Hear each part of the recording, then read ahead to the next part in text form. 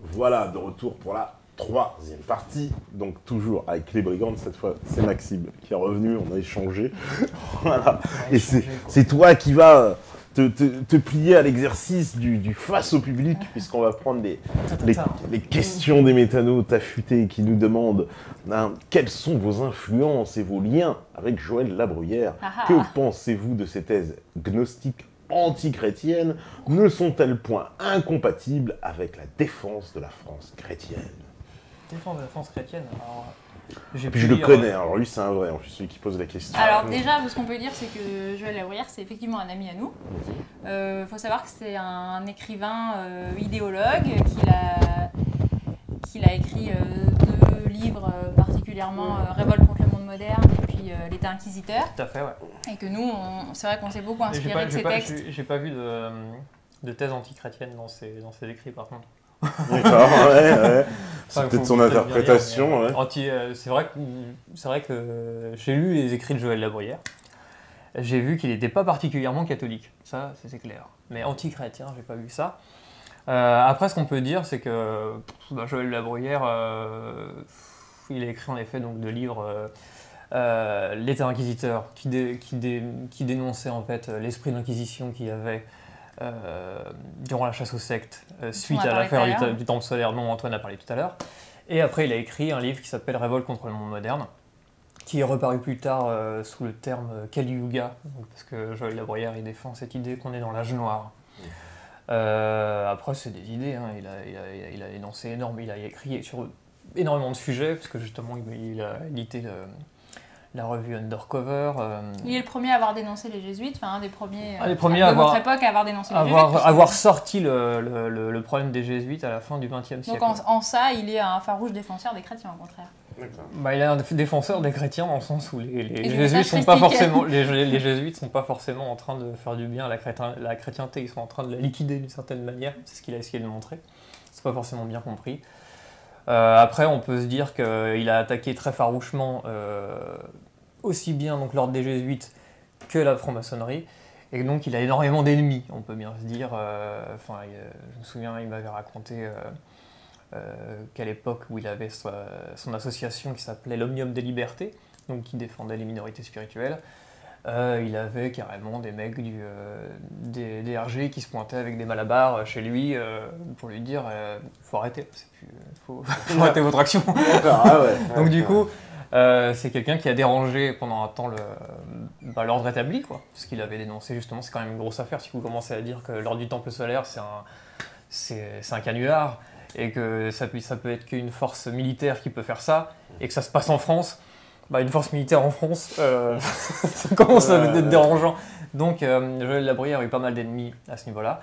Et puis après, Joël Labruyère, évidemment, c'est un homme que les femmes trouvent assez charmant. Et donc du coup, il a eu pas mal d'ennemis femmes, de femmes et conduites. Ah d'accord. Donc ça c'est là. Mais ça après ça. Faut pas frustrer les femmes, sinon elles c'est deviennent vrai que c'est un problème qui est dangereuses. complètement indépendant de... Enfin ça, c'est la vie privée de Joël Labruyère que je ne connais pas tout à fait, mais je sais par contre qu'il y a pas mal, il y a pas mal, non il y en a pas mal, mais c'est vrai que nous on en connaît une dans tous les cas, d'ailleurs qui nous a craché dessus dans Rivarol, qui s'appelle Annick Levin-Fausse, et qui a une histoire d'amour assez triste sans doute, quoi, avec Joël Labruyère, et voilà, c'est une femme éconduite, quoi. D'accord. Donc après, femme vengeresse, c'est ça. Et apparemment, parce que moi je suis trop jeune pour l'avoir connu dans d'autres années, Joël Labruyère, mais il y a eu d'autres affaires où il y a des femmes vengeresses. Voilà, c'est un genre de Casanova. C'est un genre de Casanova conspirationniste. D'accord, Casanova conspirationniste. Malheureusement. Glooby, de toute façon, c'est un esquinien, lui. Tous les grands hommes de l'histoire ont été attaqués par des histoires de gonzesses.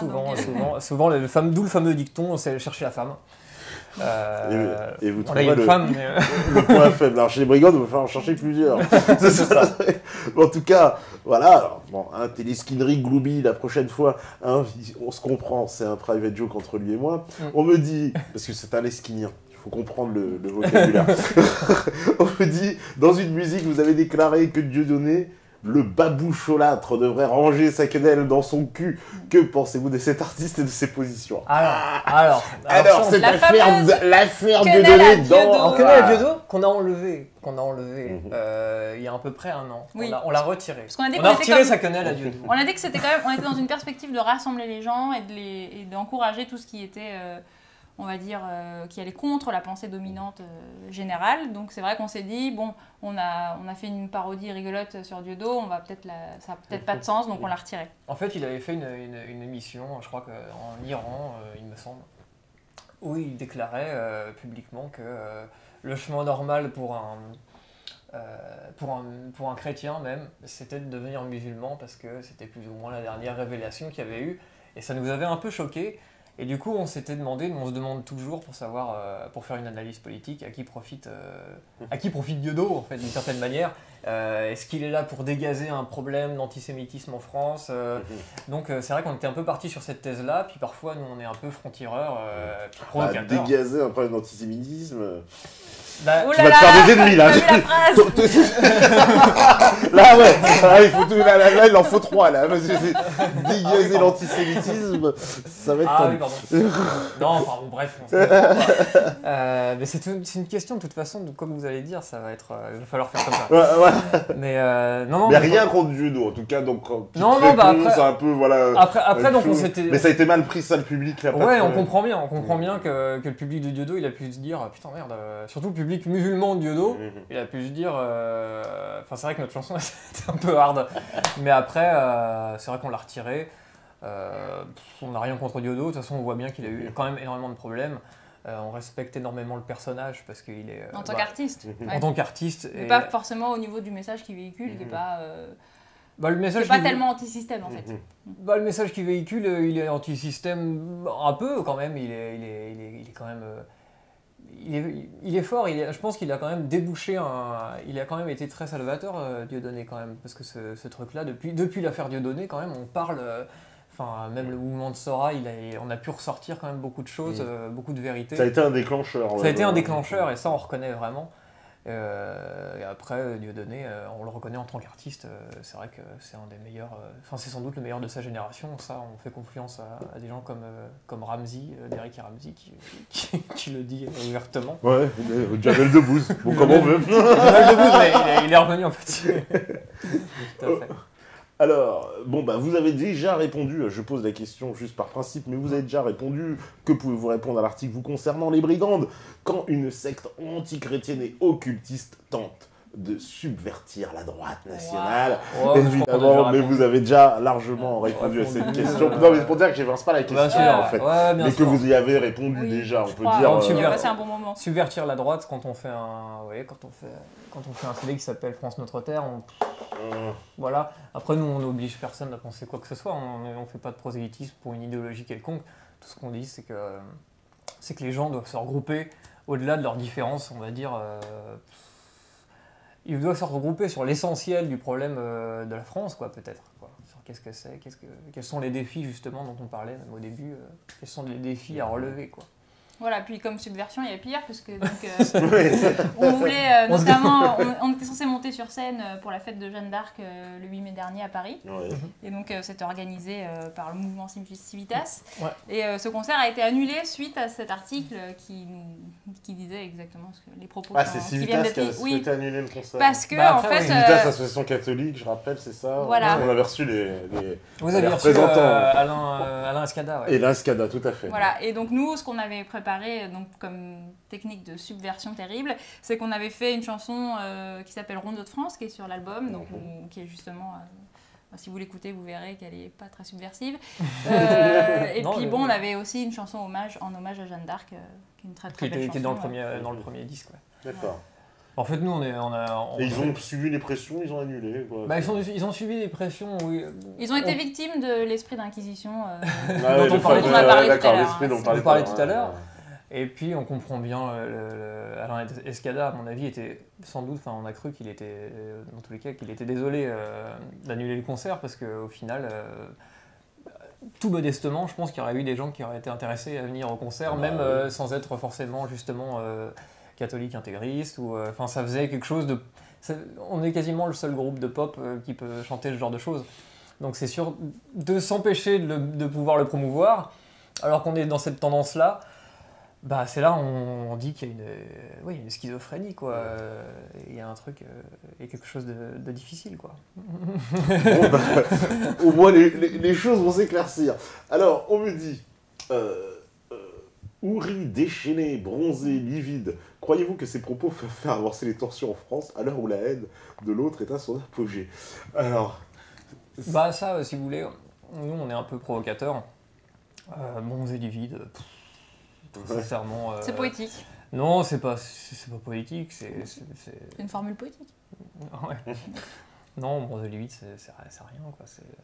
C'est des gens, ça peut être des gens de l'ordre de l'Est ou n'importe quoi. Enfin, je dirais que c'est rien. Sinon, on serait pas là en train de discuter sur un canapé avec vous. Enfin, je veux dire, c'est des conneries françaises, à la française, je trouve. Mais il y a pas... Alors, il y a une phrase, moi aussi, j'avais noté, il y avait dans une chanson, c'était dans Rêve de reconquête.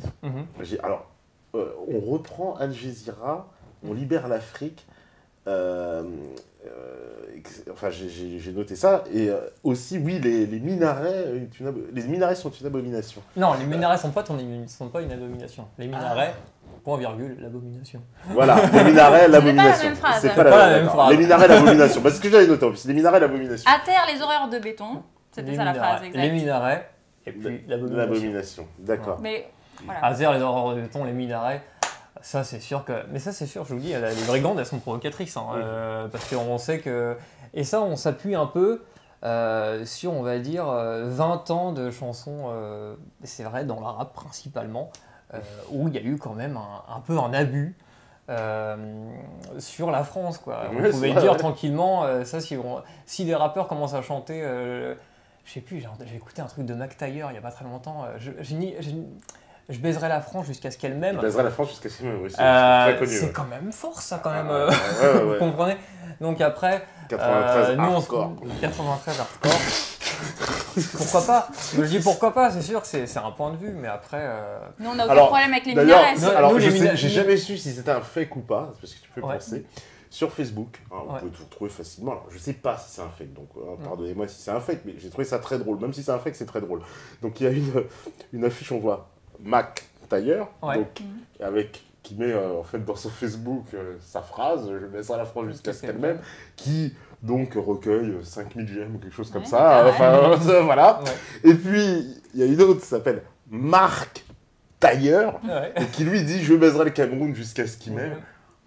Et je pense que ce doit être elle, parce que quand on lit les commentaires, comment tu oses dire ça? Raciste, xénophobe. Et il a 3 j'aime, je crois. Voilà, c'est ça. Parce qu'on peut pas dire ça. En lisant les commentaires, je me dis non, ça doit être vrai quand même. Non, on ne pourrait pas dire je niquerai l'Afrique jusqu'à ce qu'elle m'aime. On peut pas. Ça nous viendra jamais à l'esprit de dire un truc comme ça, quoi. Donc du coup après voilà. Donc le minaret, c'est sûr que. 2 mois après les attentats du 13 novembre, je sais pas quoi, c'est sûr qu'on n'est pas forcément pro-minaret en France. En terre chrétienne, non. En terre qui a été traditionnellement chrétienne ou païenne, enfin dans tous les cas pas forcément. Mais quand vous dites on reprend Algeciras, c'est Alger. Non, Algeciras c'est une ville. C'est en Espagne, oui. C'est la chanson s'appelle Rêve de reconquête. On n'est pas dans un truc où on va le faire, quoi. Tu vois, on est dans un truc, on est quand même dans la chanson, on reste dans un esprit musical où voilà quoi, c'est un film quoi. Tu vois, on n'est pas dans une incitation à la haine. Non, on n'est pas là-dedans. D'accord, parce que vaut mieux préciser. Alors on me dit question mode de vie.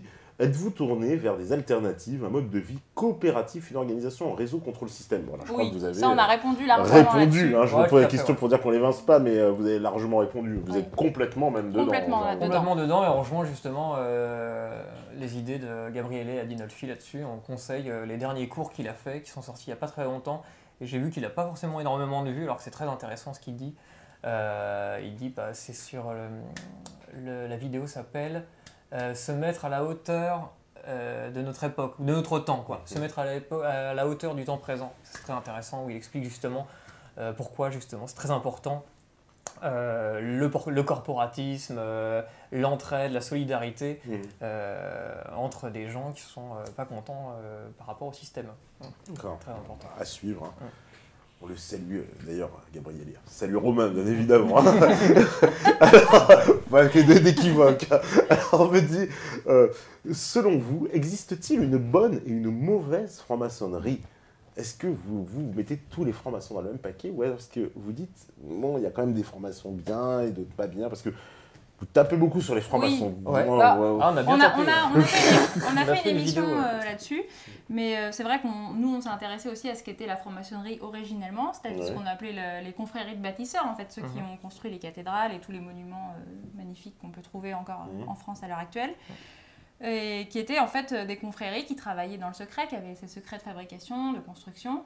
Et c'est sur ce modèle-là que se sont créés les francs-maçons, la franc-maçonnerie dite spéculative, qui à l'heure actuelle qui n'a plus que des secrets, qui ne sont pas des secrets de bâtisseurs, mais des secrets d'occultistes, où en fait ils ont une franc-maçonnerie qui est affairiste, et ils ne servent pas justement un principe transcendant où ils veulent faire quelque chose pour servir leur âme, où il n'y a pas aucune idée de chevalerie dans ces confréries-là, mais voilà, c'est ça qu'on dénonce. Mais que cette franc-maçonnerie, elle soutient, elle promeut l'idée justement l'idée du mondialisme. Est-ce que justement tout à fait. Voilà. C'est elle qui a construit le mondialisme. C'est elle qui a construit l'Amérique, véritablement, principalement à partir de la franc-maçonnerie spéculative, donc comme on dit, qui est née donc à Londres en 1717 avec les fameuses constitutions d'Anderson.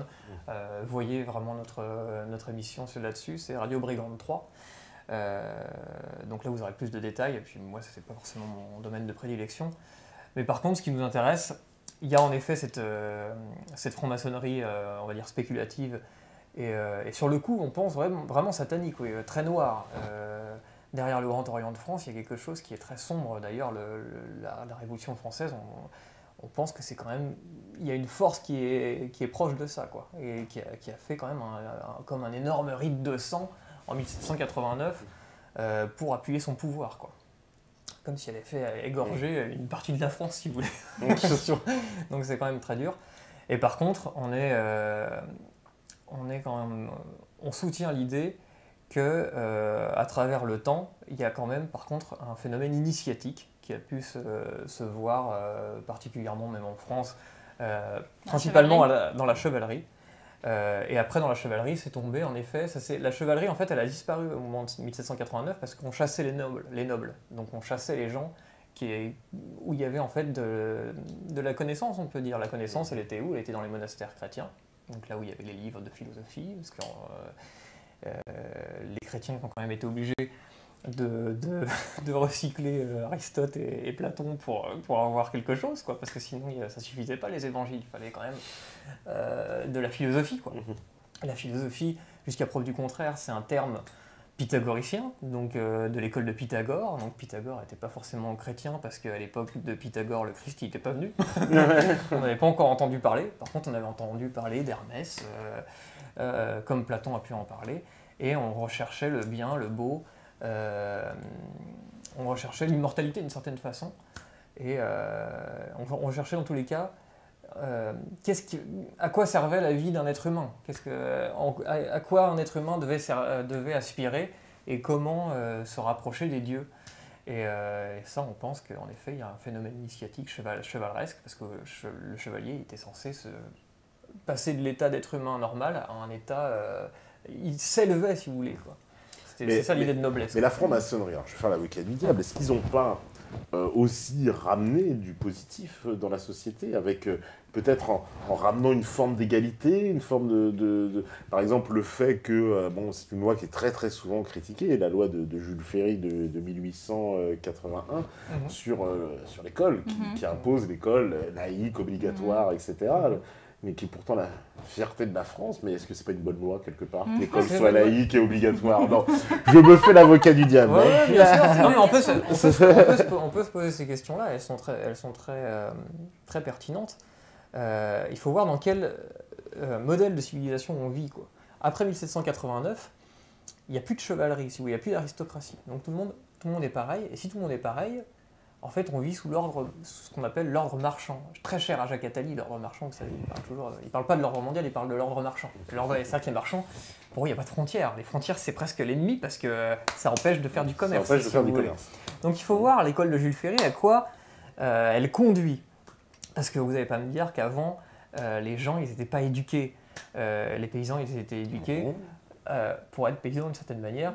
Et puis après, on imagine que c'était pas forcément une société idyllique. Je dis la société d'avant 1789. D'ailleurs, elle était décadente. C'est pour ça qu'elle s'est effondrée. On n'est pas en train de dire que les aristocrates sont victimes. Non, les aristocrates sont leurs propres fossoyeurs.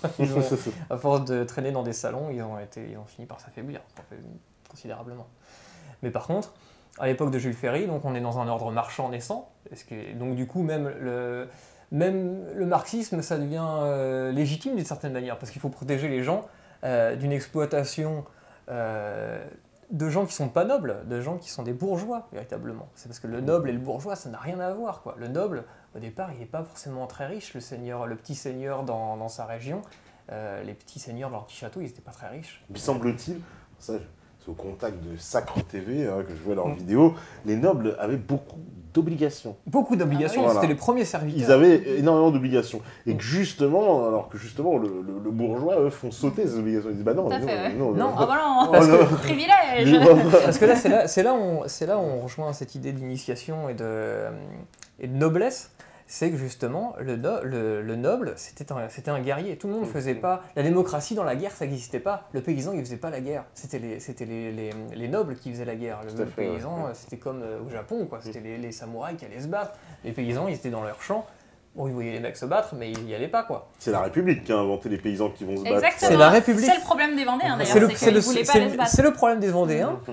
C'est vraiment le vrai problème des Vendéens, c'est de se dire, c'est quand on a dit, vos enfants là, vos petits-enfants merveilleux, eh ben on va les envoyer se battre. Et on leur a dit, mais ils savent pas se battre, c'est des paysans. Et là, du coup, ils ont dit, bah non, donc on veut pas envoyer les gens se battre pour des guerres. D'ailleurs, parce qu'à l'époque de la Révolution française, on a commencé à faire plein de guerres partout parce que il fallait montrer qu'on était une nation française, puis un royaume, donc il fallait montrer à tout le monde qu'on était là-dedans. Et il y a eu une révolte là-dessus. Et après, donc, l'école de Jules Ferry, en effet, ça peut être quelque chose de très bien, mais ça fait quoi? Ça forme des gens qui vont s'adapter au système après-industriel et au système économique de l'ordre marchand. Et au final, aujourd'hui, vous avez une école qui est la résultante de l'école de Jules Ferry. C'est l'école de Najat. C'est l'école de Najat. Mais l'école de Najat, elle ne forme pas des gens qui vont rechercher à quoi ça sert une vie humaine. Ils vont faire une école de gens qui vont s'adapter et qui vont devenir des esclaves du système économique mis en place depuis 1789, tranquillement, pour un ordre bourgeois international. C'est-à-dire des bons petits moutons bien adaptés, voilà. bien formatés. Pour qu'une élite de gens qui n'en ont plus rien à faire, parce que le petit seigneur qui était un noble, il avait le devoir de prendre soin de sa population, parce qu'il dépendait totalement des paysans. Donc il y avait une entraide, c'est quand même une vision un peu simpliste de penser que les nobles, ils écrasaient les petits serfs, etc. C'est plus compliqué que ça. C'est plus compliqué que ça. On ne dit pas que c'était un système parfait, il y avait forcément des êtres humains qui étaient, des bons nobles et des mauvais nobles, on est bien d'accord, quoi. Mais le système était plus compliqué, parce que c'est vrai que le storytelling de la République, il est un peu simple. C'est avant 89, il y avait rien. C'était des méchants qui oppressaient toute la population. Et puis après 89, tout est merveilleux. C'est la République, c'est les Lumières, c'est les machins. C'est ça. Voilà. C'est ce qu'on apprend à l'école. Et c'est un peu trop simpliste, peut-être. C'est un peu trop simpliste. C'est-à-dire que la République, peut-être, a certainement eu des bienfaits, certainement. Mais c'est aussi pareil pour la monarchie, qui elle aussi avait des bienfaits. C'est ça, on est tout à fait d'accord là-dessus. Mais après, c'est sûr que l'école pour tout le monde... Est-ce que les gens sont plus heureux parce qu'ils savent tous lire? Je ne suis pas forcément persuadé de ça, en fait. Je ne suis pas sûr que parce que les gens ils lisent Télé 7 jours, parce que les gens ils lisent pas tous... C'est la République donc qui impose cet égalitarisme à la France. Oui, bien sûr. Cette politique de l'égalitarisme total, c'est-à-dire tout le monde au même niveau, tout le monde pareil. C'est ça, ce qu'on disait tout à l'heure, c'est nivelé par le bas. C'est nivelé par le bas. C'est vrai que c'est évidemment dans les loges que c'est la politique... C'est inspiré par une idéologie maçonnique, vous pensez? Ah ouais, c'est inspiré par une idéologie maçonnique. Et par exemple, l'égalitarisme, on peut en parler. Par exemple, il y avait un mouvement qui s'appelait le mouvement Spartacus, donc ils se sont pas mal inspirés. Même Jean-Jacques Rousseau, il fait l'éloge de Sparte.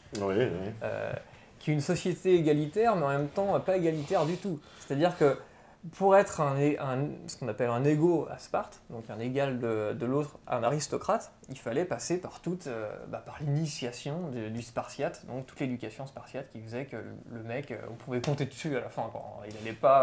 Il était uni avec les autres et il était Guerrier. Il était un guerrier, quoi. Et Défendait sa cité avant il tout. était égal dans la défense de sa cité, il pouvait se sacrifier, quoi. En fait, l'égalité, elle avait pour prix que tu pouvais te sacrifier pour l'autre. À ce moment-là, tu étais légal, parce que tu étais légal en haut, quoi. Mais être égal tout en bas, genre les hommes naissent libres et égaux, et puis en général, on rajoute, et c'est la dernière fois qu'ils le sont, quoi. Parce que ça n'a pas de sens, les gens ne sont pas égaux, ils sont pas... Vous voyez bien que moi j'ai des aptitudes, vous avez des aptitudes. Ce système d'égalité inné, il est faux, il est hypocrite. Inscrit dans le logiciel français. Ouais. Oui. Parce que tous les pays, effectivement, ne sont pas sur ce diapason. En particulier les anglo-saxons, pas du tout. Ouais. C'est carrément l'inverse, presque. J'ai envie de dire, c'est l'antithèse. Ouais. Mais nous, on est carrément prisonniers de cette idéologie profondément ancrée en France dans tous les domaines. L'égalitarisme absolu. Ouais, bien sûr, parce que ça a été enraciné par la force, quoi, véritablement par la force. 1789, c'est un traumatisme, on s'en rend pas forcément compte, mais c'est un traumatisme énorme en fait. Il y a 2 siècles, c'était le Rwanda en France en fait, quasiment. Quoi. Donc, je veux dire, c'est... Il y a eu des massacres, on s'en rend pas compte que ça... En fait, le système qui nous dirige aujourd'hui, en fait, c'est imposé par une terreur. Une terreur, on dit ça alors dans l'histoire, et puis on en rigole presque dans les livres d'histoire. La terreur, ça veut vraiment dire quelque chose en France. Oui, ça veut dire la période de la terreur en plus. T'es pas content, parce que c'est quand même dingue, il faut quand même le dire ça aux gens, quoi. En Vendée, donc il y avait des gens qui étaient, par exemple, dans une ville, il y avait le maître de la ville, il se dit, bon, je vais devenir républicain, donc je vais dénoncer les brigands. Donc il fait venir les républicains, il dit, les brigands sont là-bas. Donc ils vont tuer les brigands, et puis après ils vont tuer ceux qui ont dénoncé aussi, parce qu'il faut tuer tout le monde. Tout le monde. Voilà, c'était ça l'ordre, parce que il faut marquer les esprits, quoi. Et ça a été fait, c'est pour ça qu'il y a cette idée d'égalitarisme. Elle profondément ancrée en France, en tout cas, c'est bien plus qu'ailleurs. Allez, je reprends un peu les questions. On me dit, croyez-vous aux partis politiques? Si oui, quel parti vous semble le plus proche de vos idées et lequel le plus éloigné? Voilà. Alors, les partis politiques. Bon, on a un petit peu répondu aussi à cette question tout à l'heure par rapport au fait que c'est vrai qu'on n'est pas dans une vision utopiste de l'électorat, l'isme. Maintenant, c'est sûr que le seul parti politique qui défend un petit peu notre pays et qui s'oppose au mondialisme, c'est évidemment le Front National.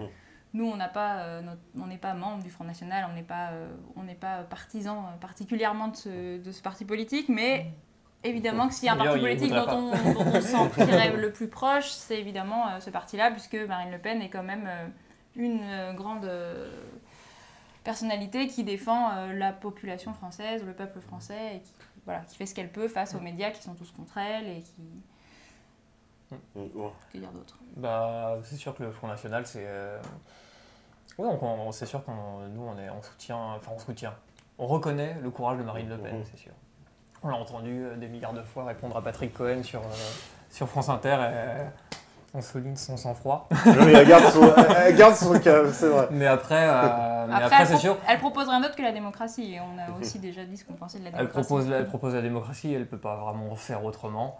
Après, c'est sûr qu'on peut revenir sur ses choix politiques qu'on peut comprendre dans une stratégie de vouloir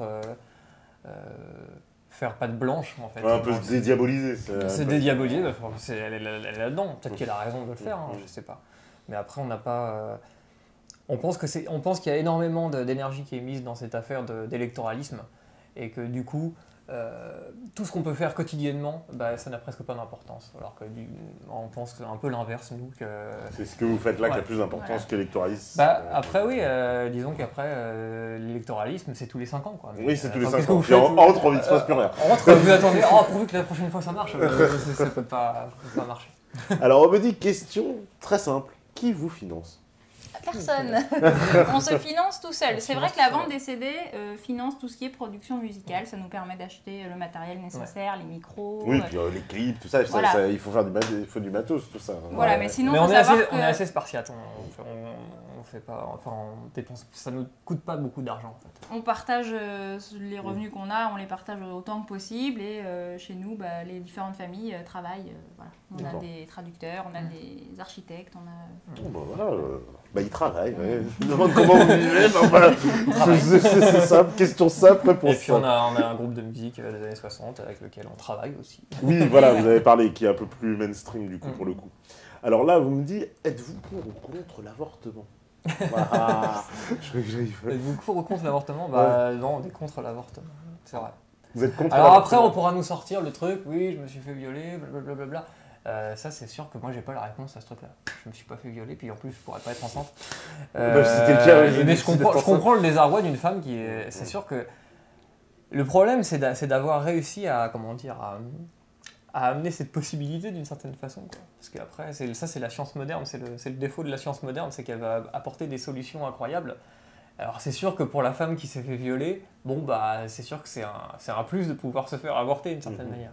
Mais après, quand la société commence à être basée sur un choix où on se dit oh mon enfant, oh tiens je le veux pas finalement. Oui, c'est un peu du confort aussi. Ça devient, il va y avoir forcément une dérive extrême, quoi.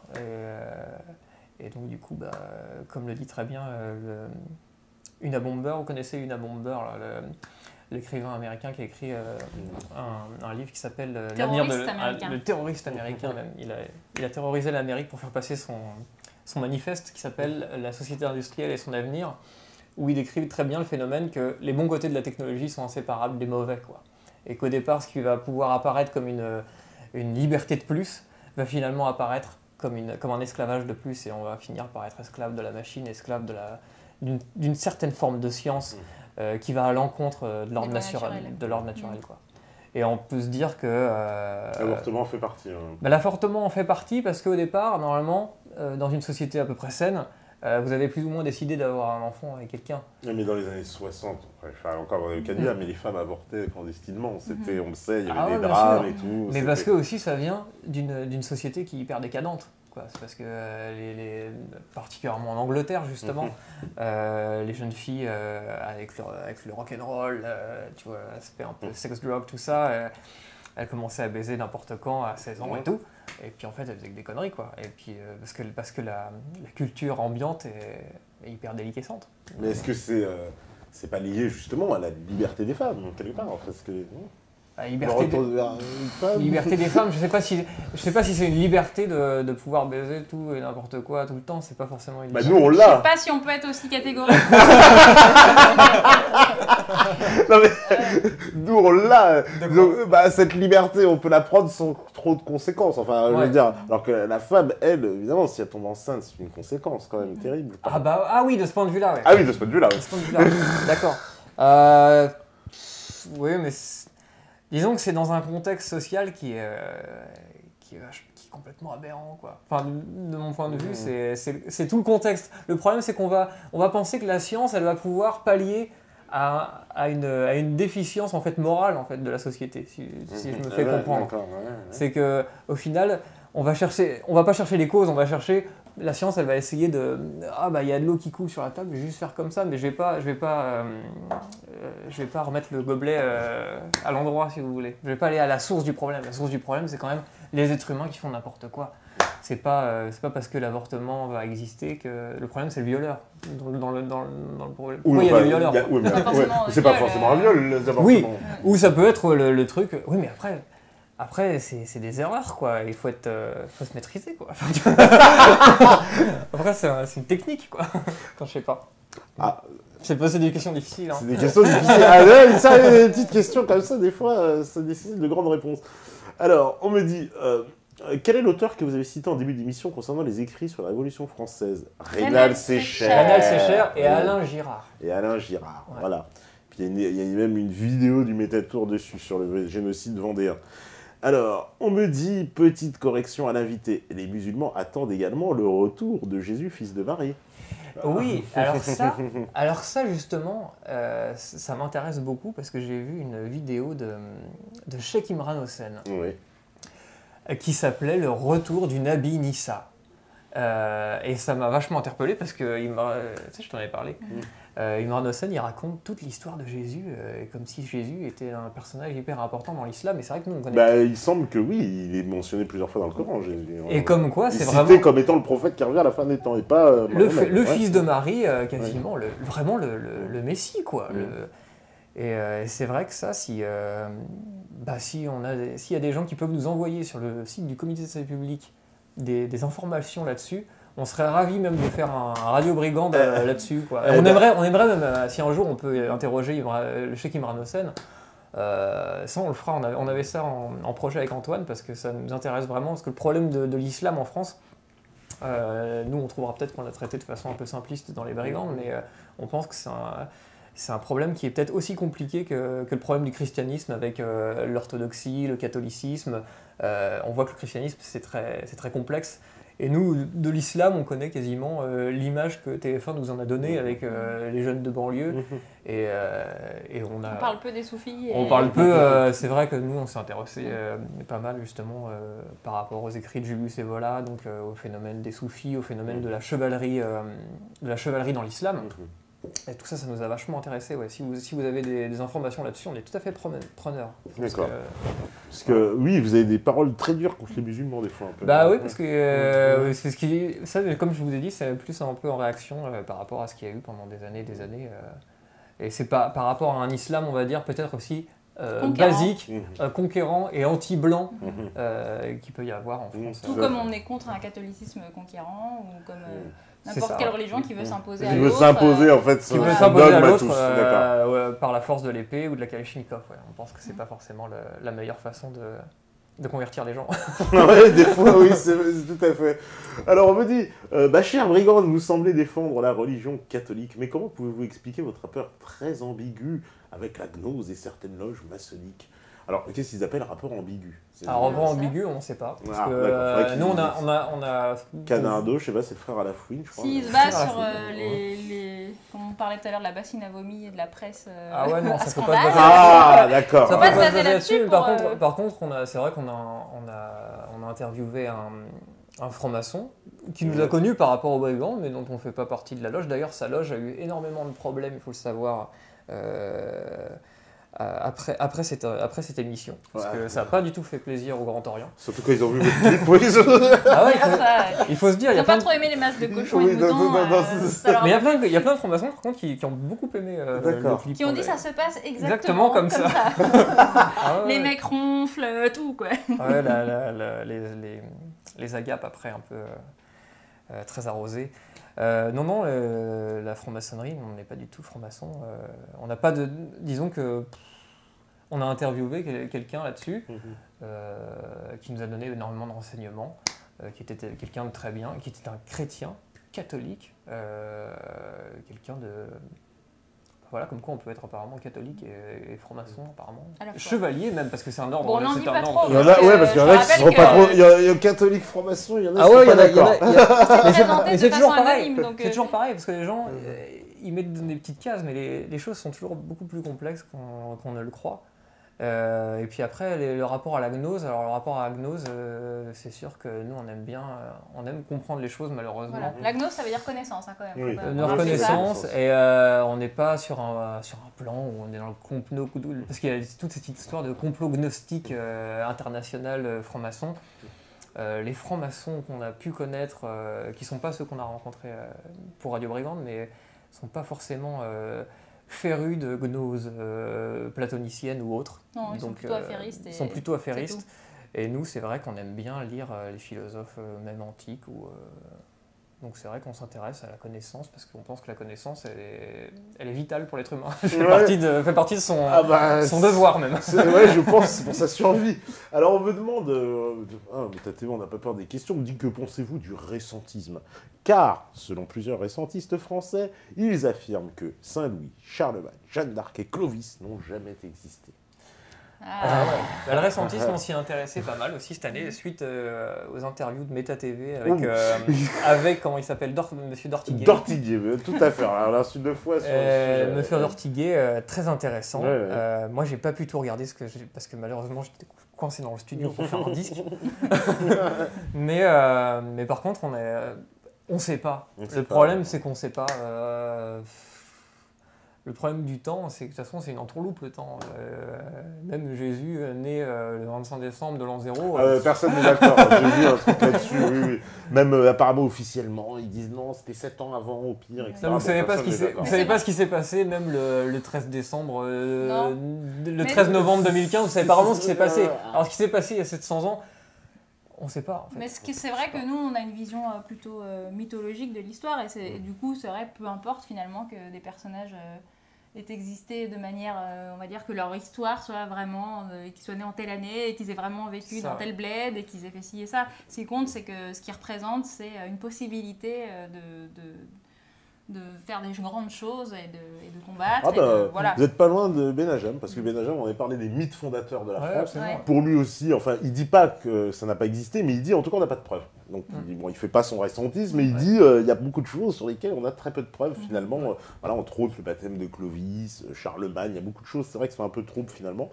Donc évidemment ça discute, ça polémique, et il était arrivé à la même conclusion en disant mais de toute façon, peu importe si ces mythes sont vrais ou faux, ils nous ont forgés, c'est ça qui est important. Ce qui est important, c'est le modèle qu'ils représentent. Voilà. C'est toujours pareil dans les anciens en substance, c'est ce qu'il avait dit.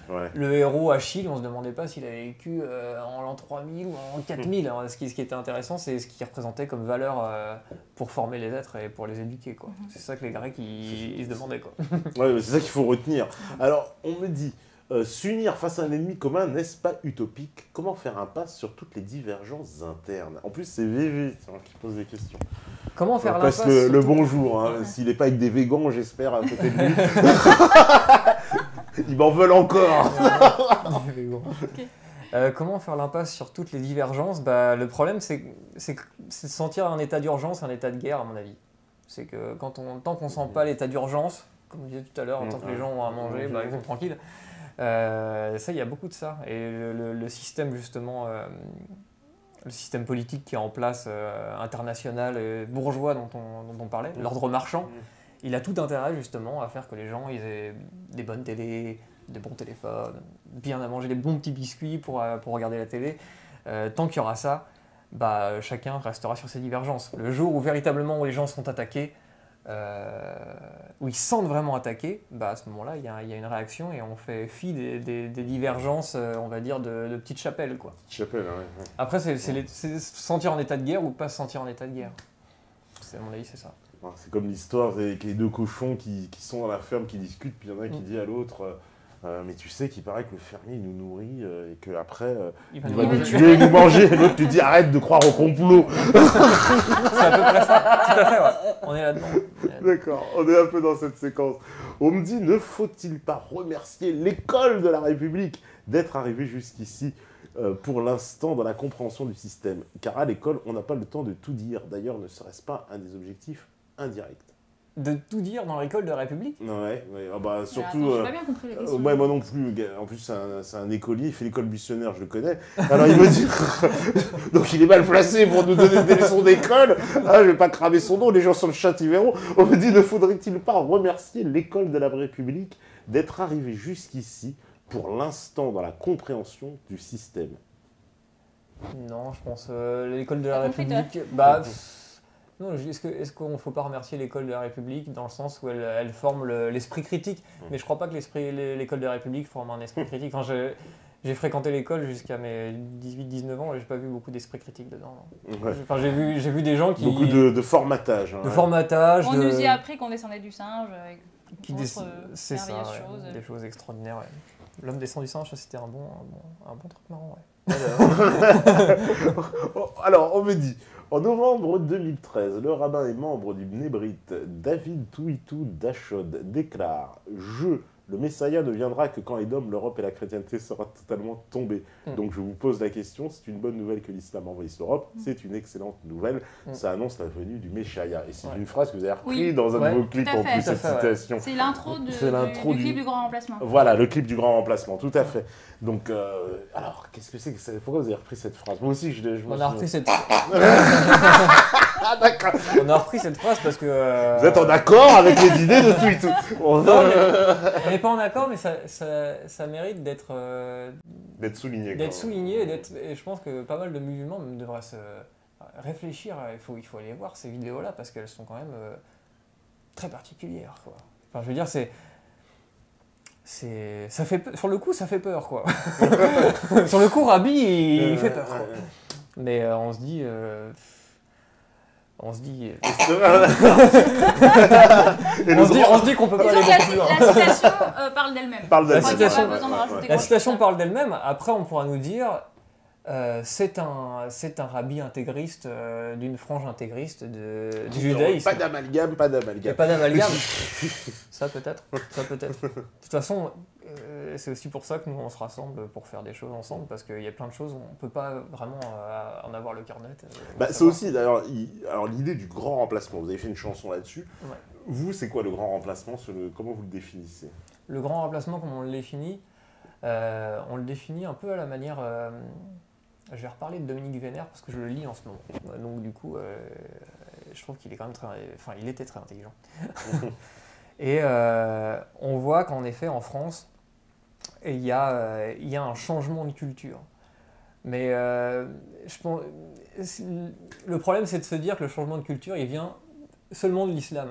À mon avis, le changement de culture, il vient déjà de la Deuxième Guerre mondiale, on va dire, quoi, avec l'américanisation. Il y a un grand remplacement, il a déjà eu lieu, quoi. C'est-à-dire qu'aujourd'hui, on est dans la civilisation d'Hollywood sur toute la planète, et ça, c'est déjà un grand remplacement.